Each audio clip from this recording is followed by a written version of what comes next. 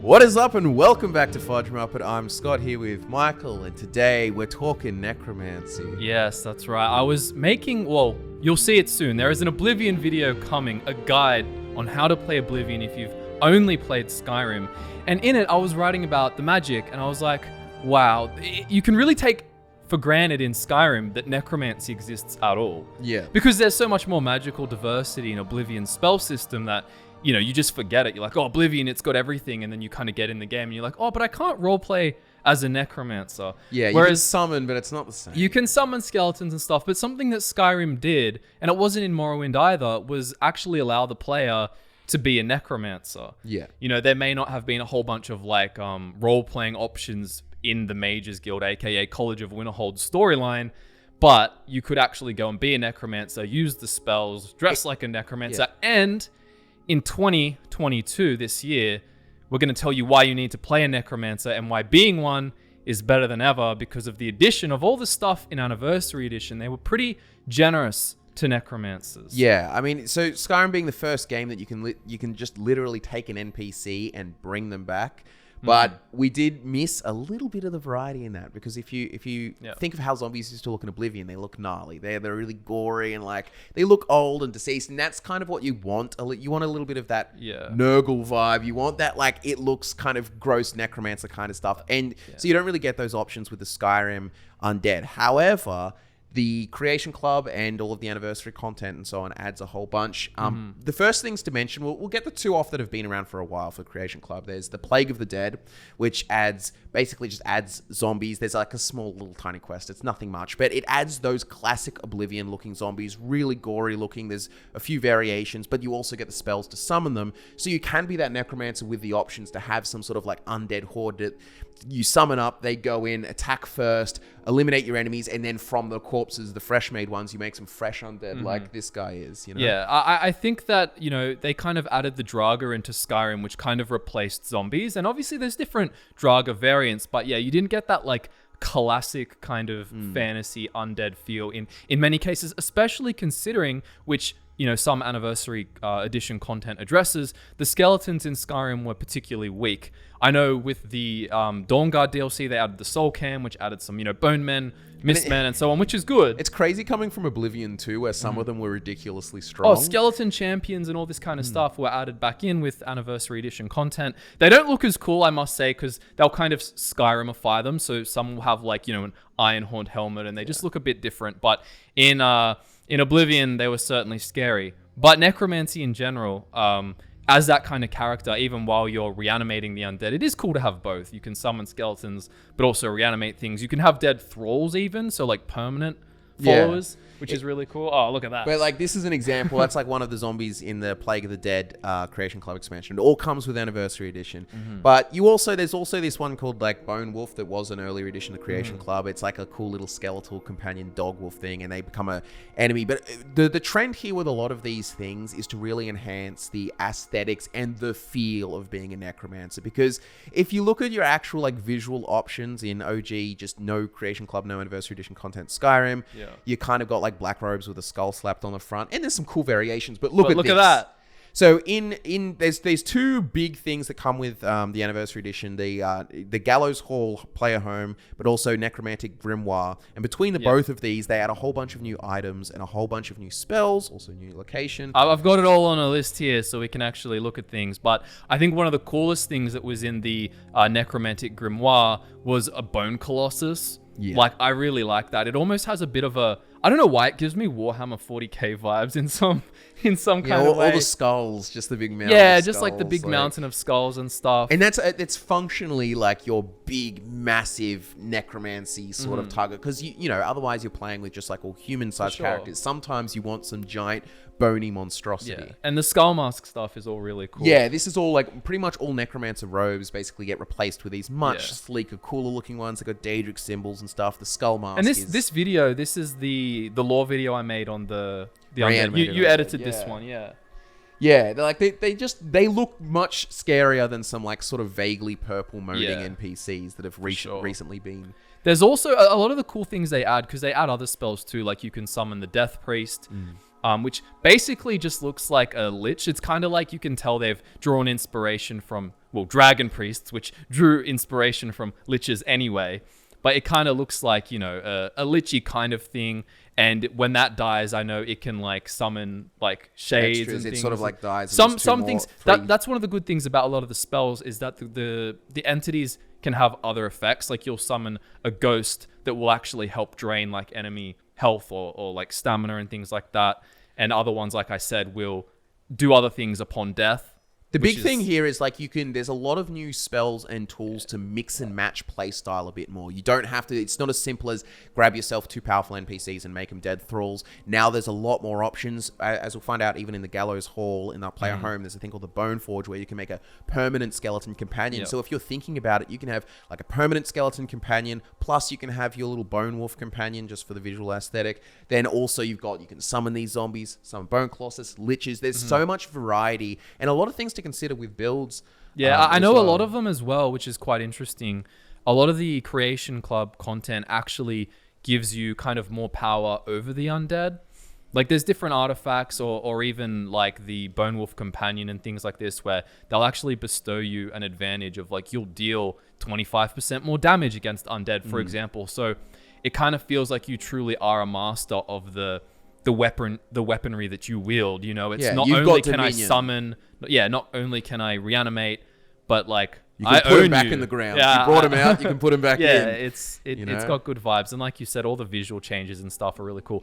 Admittedly, some of the quests to actually get the stuff are not particularly amazing. Like I know, but you can get like the Staff of Worms. There's the Bloodworm helm. Yeah. There's even the helm of Orin Bearclaw. So there's plenty of like bone themed looking stuff. Funnily enough, if you went and looked at our it was a classic fan favorite, the Bone Lord build. And that was basically to describe him. He was like in dragon plate armor and he had a shrouded hood. And his whole big emphasis was like summoning like bony sort of skeletons and companions and undead. But him with either the helm of Orin Bearclaw or alternatively, I think the Bloodworm helm would look cool on him. It's his big bony like anglerfish. It almost it is different to Oblivion. It feels more, I don't know, at least to me. It feels like this creature called the Bloodworm. And sharper as well, like the teeth and everything. It can look goofy on some builds. Like you got to really like build your build right to make it look good. They're big. You need heavy armor basically to sort of balance it out a little bit. But there's lots of cool potential there. So this is what we really like about the Anniversary Edition stuff bringing for Necromancers, because you've got the options to now run like really, you could have that guy like sort of a bone lord but a heavy variant with a bloodworm helm, and he's summoning like a bone colossus or like big heavy sort of melee focused skeleton-y type thing. I think necromancers can be some of the most fun, particularly when you consider the thralls as well, because you can kind of pick to have these permanent followers. And if you go and watch the video, I mean watch this video too, but I made a video called Who's the Strongest Dead Thrall in Skyrim? And it explores like all kinds of characters that you may not necessarily realize, and like bandit variants. There's just specific stuff that are really strong, but you can choose to have one of those as a follower. But then if you've got room for 2, or if you use mods, maybe you've got room for 4. But let's just assume you've got room for 2. You can then have like a bone colossus. Like it kind of gives you that Manamarco feel. Like I am a bad... Yeah, and all the player houses and things like this. And like you said, the bone altar. There's also an altar in one of them that lets you turn kind of like normal soul gems into black soul gems, I believe. Which is very like... There's classic. There's a lot of Oblivion nostalgia bits to it, like that included along with And there's also just other spells. Like, I mean, I've got one here called Necromancer's Ritual. And that basically makes you regain 30 health and magicka every time one of your reanimated minions or a conjured minion dies. For 120 seconds. I think it's like one of the criticisms we would have had for Skyrim previously is that there's the necromancy, and then it's sort of like, while that's a really cool new addition and everything, in regards to like variety of creatures, as in like what you can summon even in Oblivion, like there was heaps in Skyrim. There was like Atronach's Postremoral Lord kind of thing, and like a familiar or something. But which by the way was useless too. Like the thing about Oblivion is that while obviously some of them are weaker at high levels, there was kind of a variety of strong, or at least magicka efficient things. Like I can just remember, even when you're a master of conjuration, if you did get low on magicka, sometimes you'd be like, well, I've got this adept summon which isn't as strong, but I've only got enough magicka to cast that, and it's not going to be terrible. Whereas in Skyrim, it's kind of basically like always terrible to summon a familiar. It just dies in one hit. It doesn't. It's only effective at the very start of the game, and there's. Yeah, it's just not on. Even the flaming one had so much potential. You know, the familiar you summon and it runs in, and when it dies, it blows up into flames. That's cool, but again, like you have to try hard to make it viable. Yeah. But anyway, with Anniversary Edition, there's a lot of Necromancer stuff. There's a huge list of spells. I'm not going to read every single one of them. I think there's like 13 spells that are added in the Grimoire one. Yeah, there's quite a few. There's a lot of variations of ghosts and skeletons visually distinct as well. Like even the shades and stuff, for example, from Meridia's quest. You never really summoned those in base Skyrim. But now there's entities that look like that. Like the Death Priest's got like these purple eyes and the black inky sort of look. Yeah. You've got a few. There's a lot of visual variation now, which to us, we like builds and role playing. It's not about just like being cool; it's looking cool in action as well. Like I think that's something that set us apart when we started the channel back in 2013. Something that we noticed with builds just on the internet in general was that a lot of people didn't have the aesthetics. I'd say down pat or to a level that we thought was consider it cool. important. Like it just wasn't important. You would kind of just use the gear that looks good, and maybe you'd be like, I like this necklace. It looks kind of cool. I'll wear that on top. But I'm just gonna stat max everything. Yeah. Whereas when you realize that you really don't have to stat max to get powerful, especially with enchanting and smithing and things like this, you really can run around the game with a blade sword or something or a scimitar that you level up and smith up. Yeah.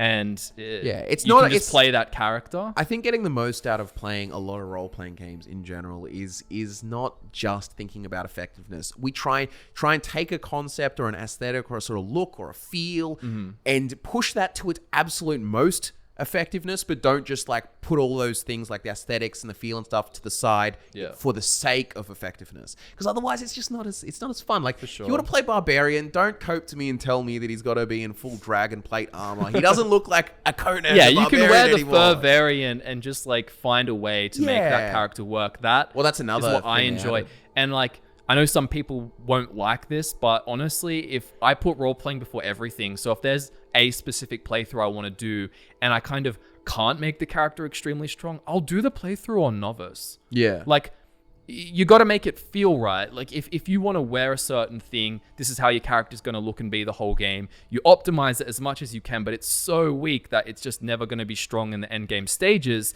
If you play on Novice and that feels...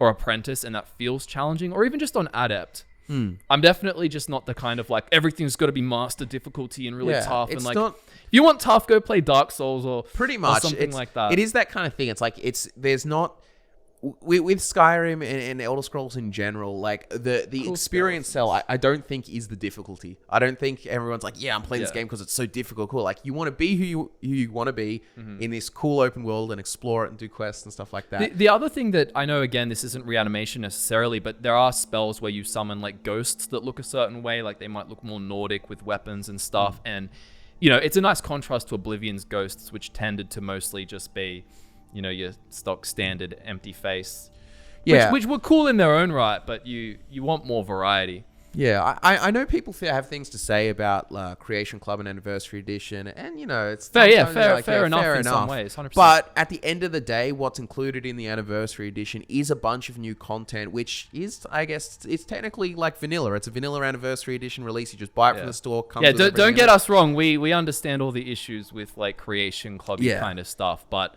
like now we're just playing the cards we're dealt. Yeah, and now playing with a wealth of content for Necromancers in particular, there is a lot of cool new stuff. And Necromancy as well, and this is one of the cool things about it, is that because it's not shunned in the same way as Oblivion, like in Skyrim, you can feel more accepted as a character. So while you can, as we're saying, roleplay this kind of like classic evil Necromancer feel, you can roleplay a more morally grey character and have that experience where you're like, you can tell yourself, I only soul trap these, creatures and not this, and I'll use it in the least painful. Like, it's funny. You know what I mean? There are ways around it, or you can roleplay that you're using like some minor Daedric essence and like kind of pulling a vestige from Oblivion to imbue. If we were going from the lore perspective, isn't it it's the most agonizing for the victim if they're freshly dead? Isn't it? Wasn't that? So the spiritual. I mean, watch this video. This video behind us has all of the lore information, and I thought you were about to fade into Oblivion gameplay because sometimes with the pixel, it just reminds me of that. Yeah, so the spiritual umbilicus is the freshest when the corpse is recently dead.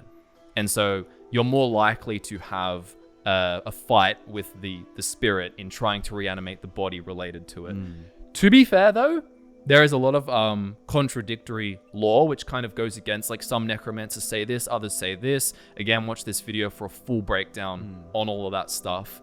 But yeah, like, you gotta play a necromancer. It just, you get an appreciation for it, particularly when you look at, I mean, Oblivion obviously had the Staff of Worms at the end, and yes, there was a reanimate function there, but generally speaking, you didn't have the same experience. Yeah. It's one of the more, look, it's classic. It's one of the more classic archetypes of any sort of like RPG game. And it's something that not every game allows you to do well, because often they get lumped into evil. So you've actually got the options here, got expanded options because the anniversary edition, 2022 and year of the Necromancer. watch the Dead Thralls video as well. Yeah, we should link that. We should link that below for them, because it's a fun video. Like, you know, there's Orchendor who like teleports around, and I got really statistical. Not only did I test them all against a variety of enemies, I sat there like basically like using console commands and different things, making them fight each other like over and over again to like be like, this one beats this one. Sometimes you had a little bit of a feel of like Pokemon, where it was like water beats fire, fire beats grass, grass beats water. But generally, there were some clear winners, which we talk about. I also like Skyrim's Skeletal Dragon. Yeah. That's really cool. You know what? We should make a video next, a discussion on just some of the funnest builds to play in general. Yeah, absolutely. Just like, just top fun builds that we've played over the years, and just think, this is just fun. Because just one thing you were mentioning about Dead Thralls, another like role-playing angle that's really fun about the Dead Thralls system, or being able to reanimate who you want in Skyrim, is being able to take like special characters or characters you like. Like, for example, if you're out adventuring with your like wife character and they die or whatever for a character, like you can have some like sick twisted necromancer who's like made them come back as a dead thrall kind of thing. And there's so many options. It's so fun, especially if you pick your, like, say in this example, wife character to be someone powerful. And the cool thing is, when they're defeated in battle, they don't, you know, go into an ash pile. Essentially, they just fall down, so you can reanimate them again and again and again. It's honestly, it's just so good. I just love bringing dead people back to life. It's just so fun. Yeah, just dead stuff. But I think that's all we have to say on it's out of our system. We won't be looting any graveyards anytime soon. So thank you all for watching. Keep the looting of graveyards to the Skyrim game. Just to the Skyrim game. Yeah. Absolutely. Well, thanks for tuning in. As I said, related video links are down below. We'll link them somewhere for you so you can check all that stuff out. And we look forward to nerding out with you again next time, where I think we're going to be talking all about some of the coolest builds. Yeah.